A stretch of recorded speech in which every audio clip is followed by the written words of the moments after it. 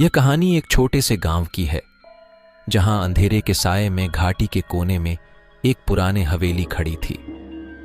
वहां के लोग कभी उस हवेली के पास नहीं जाते थे, क्योंकि कहते थे कि वहां भूत होते हैं। एक रात एक जवान लड़का उस हवेली में घुस गया।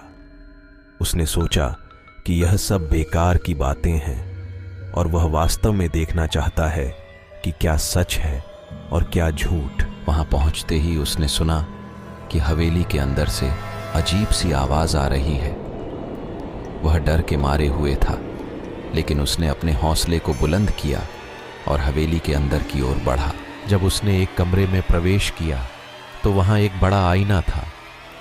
जैसे ही वह उसके सामने आया, उसने अपना चेहरा उसमें देखा, पर उसका चेहरा उसे पहचान नहीं पा रहा था। जब उसने और पास जाकर देखा तो वह देखा कि वह आईना उसकी आंखों में सीधे बढ़ रहा है।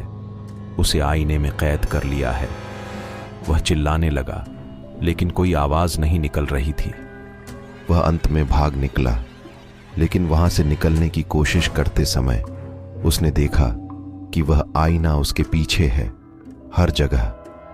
वह भगदड़ में था और फिर हवेली से उसकी आवाज आई, तुम्हारा स्वागत है मेरे प्यारे अतिथि।